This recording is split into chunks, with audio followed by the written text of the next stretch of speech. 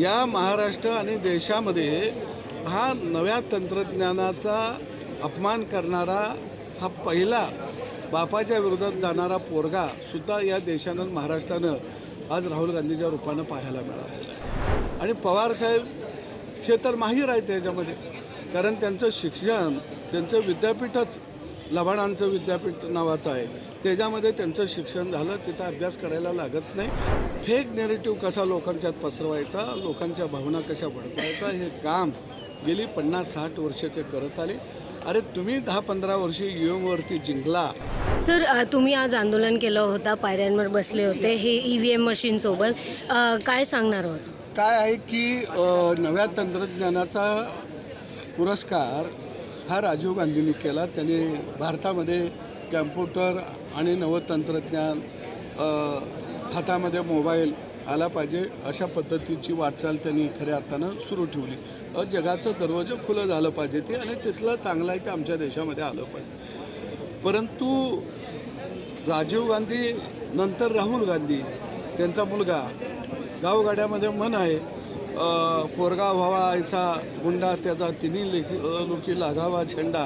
पण बापानं आणलेल्या तंत्रज्ञानाला पोरगा विरोध करतोय, हे खऱ्या अर्थानं या महाराष्ट्र आणि देशामध्ये हा नव्या तंत्रज्ञानाचा अपमान करणारा हा पहिला बापाच्या विरोधात जाणारा पोरगा सुद्धा या देशानं महाराष्ट्रानं आज राहुल गांधीच्या रूपानं पाहायला मिळालेला आहे. आणि पवारसाहेब हे तर माहीर आहेत त्याच्यामध्ये, कारण त्यांचं शिक्षण त्यांचं विद्यापीठच लबाडांचं विद्यापीठ नावाचं आहे, त्याच्यामध्ये त्यांचं शिक्षण झालं, तिथं अभ्यास करायला लागत नाही, तिथं फक्त डिग्री घ्यायची असते.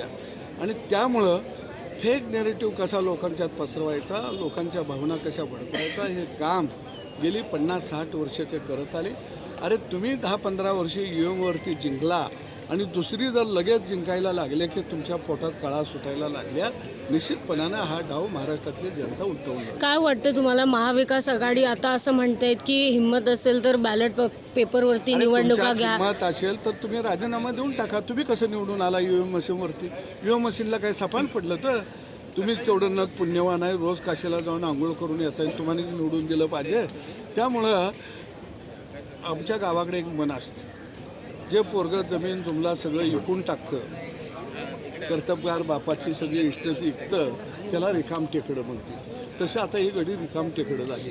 एकीकडे ह्या विषय संदर्भात त्या लोकांनी काल बहिष्कार टाकलं होतं, शपथ नाही घेतलं होतं, पण आज सगळ्यांनी शपथ पण घेतले. एक दिवसाचे जे त्यांनी प्रोटेस्ट केलं होतं, आंदोलन केलं होतं, कसं बघताय तुम्ही? काय संविधानानं सांगितलेलं आहे की निवडून आलेल्या लोकप्रतिनिधीनं पहिल्यांदा कायद्यानुसार शपथ घेतली पाहिजे. शपथ घेतल्याशिवाय त्या लोकप्रतिनिधीला मान्यता मिळत नाही. लोकमान्यता मिळाली, परंतु कायद्याची मान्यतासुद्धा त्याला लागत असते, कारण ते कायदेमंडळ आहे. आणि आज मात्र संविधान हातात घेऊन त्यांनी शपथ घेतली. म्हणजे काल तुम्ही संविधानाचा अपमान करता आणि दुसऱ्या दिवशी संविधान तुम्ही हातात घेता, म्हणजे संविधानाचा वापरसुद्धा तुम्ही तुमच्या सोयीनुसार केला. हा देशातल्या आणि महाराष्ट्रातल्या जनतेला आता यातून समजलेला आहे.